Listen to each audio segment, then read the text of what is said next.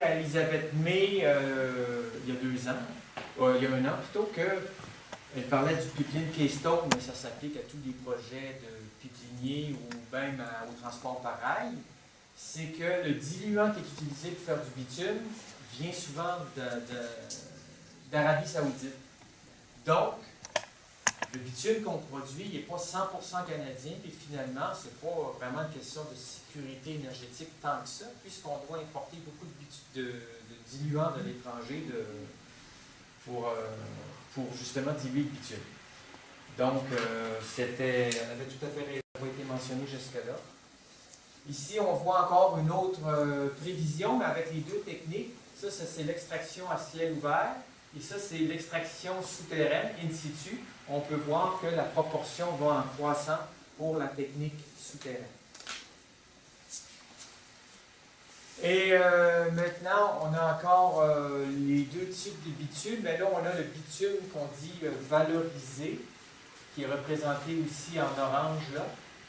On peut voir que la quantité correspond à peu de choses près au bitume qui est extrait à ciel ouvert.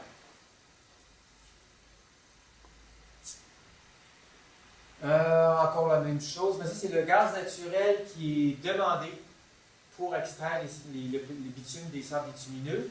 Ici, bitume extrait à ciel ouvert, même là, on utilise le gaz naturel. Peut-être justement pour certaines opérations. C'est sûr que c'est beaucoup moins que ce qui est utilisé pour la méthode souterraine.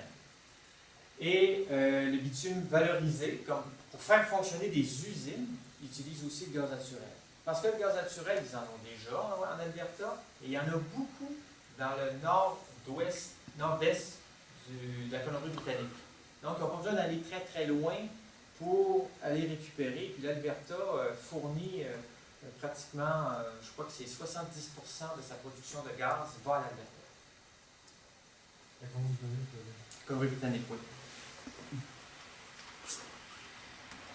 La production canadienne de gaz naturel, elle va en diminuant depuis l'an 2000 et nos besoins, comme on l'a vu, vont en augmentant. Donc, on a un petit problème de gaz aussi. On revient au pétrole.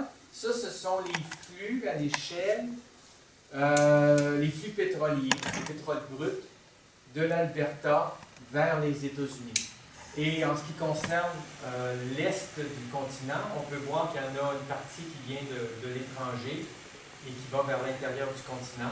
Et il y en a des parties aussi qui viennent de l'ouest, mais principalement le pétrole de l'ouest va aux États-Unis, comme on peut le voir avec les lettres D, C, B, A et F. C'est du pétrole qui va principalement vers les États-Unis. On a les valeurs qui sont indiquées, là, mais c'est un peu petit pour voir. Bien, M. Harper est pris qu'un problème. Mais lui, ce qu'il veut, c'est clair, c'est d'avoir le maximum de pipelines. Parce que le pipeline, ça va bien, ça a fait ses preuves pour transporter le pétrole de l'Alberta aux États-Unis. Et les États-Unis ne disent pas non au pétrole, ils sont habitués avec ce produit-là. C'est pas nouveau pour eux, ils ont énormément de raffineries.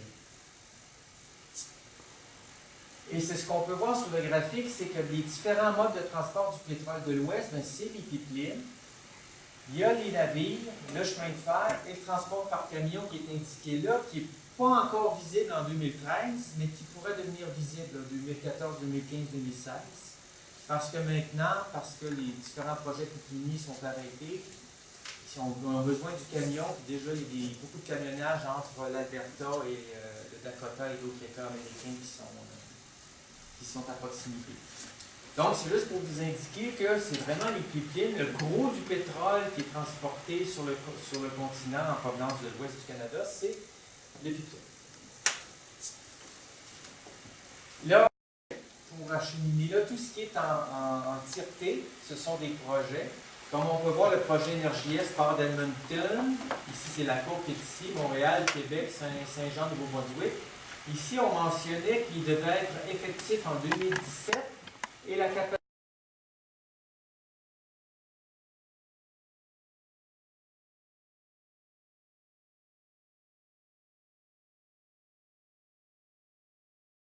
on est rendu à 1,1 million. Est-ce que c'est la fin de l'histoire? Je ne sais pas encore. Donc, on voit que plus les années passent, plus les projets prennent de l'expansion.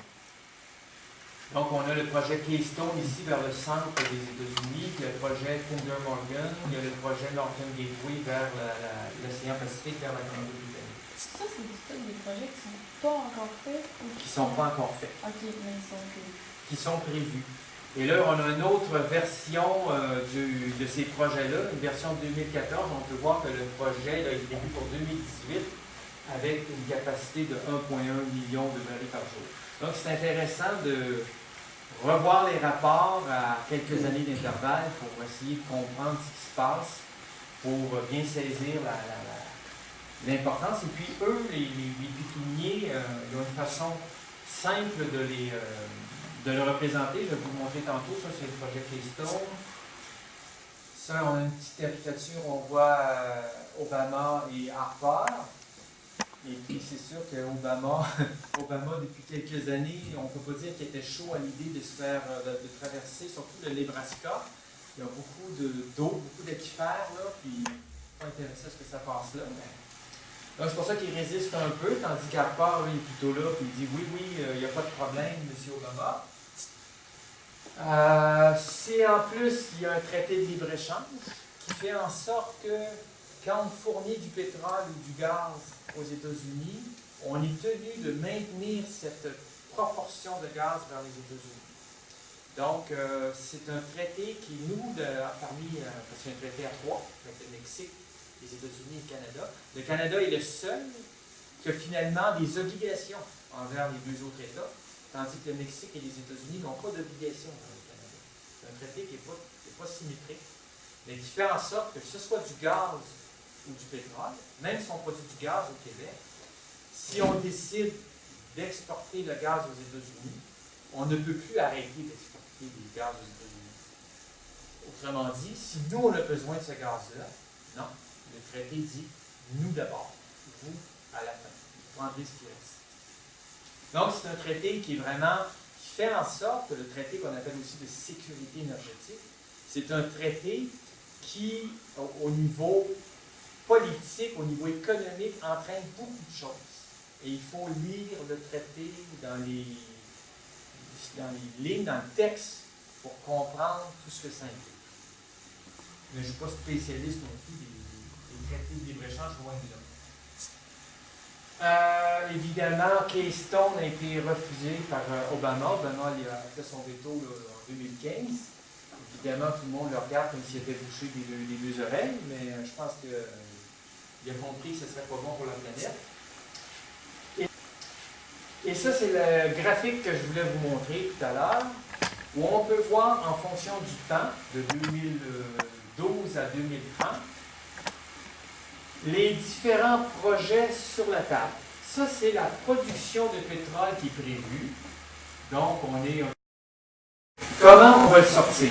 Tout ce qui est en vert, ce sont des conduits de pipeline existants qui fonctionnent. Donc, évidemment, votre problème jusqu'à 4 millions. Au-delà de 4 millions, il faut quelque chose de nouveau. La couche qu'on voit ici en brun foncé, c'est le rail. Le rail est en train de suppléer à l'absence de nouveaux pipelines. Mais ça va tenir juste quelques années, une année ou deux à peine, parce qu'après, on a besoin de nouveaux pipelines. Donc, c'est ce qu'on voit ici, tous les projets qui sont là. L'expansion du rail ici, là. Mais on a l'Alberta Clipper, le Keystone, le Trans Mountain, le Northern Gateway, et la grosse couche en haut, c'est le Trans-Canada, Énergie-Est, qui permettrait, si tous les pipelines et l'expansion du rail avaient lieu, permettrait d'exporter à terme 8 millions de barils de pétrole canadien par jour. Mais ça ne se passe pas comme ça. Keystone, ça ne passe pas à cause de M. Obama. Northern Gateway, Trans Mountain, énormément de problèmes avec les groupes, les Premières Nations, avec l'opposition citoyenne en Colombie-Britannique, etc. Donc, ce qui se passe présentement, c'est l'expansion du rail. Donc, on est en train de gagner l'équivalent, encore là, peut-être d'un an ou deux. On est peut-être tranquille jusqu'en 2016. Mais après, la question des pipelines va survenir encore avec plus d'acuité. C'est quoi le Clipper? C'est un projet d'expansion de pipelines. Disons qu'il y a déjà des pipelines existants, puis on veut accroître leur capacité, soit souvent c'est en mettant un autre pipeline à côté. Donc, Keystone ici était prévu pour suppléer à la production de pétrole albertain, des sables bitumineux principalement, de 2018 à 2021 environ. Et comme Keystone n'a pas lieu, Énergie-Est, qui était prévu plutôt pour 2025 à 2030, devient urgent.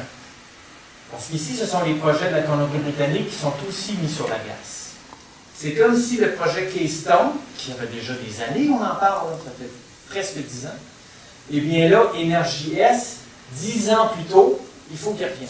Il faut qu'il se passe quelque chose. Soit Keystone, soit Énergie-Est. Et c'est là c'est pour ça qu'on est pris avec Énergie-Est.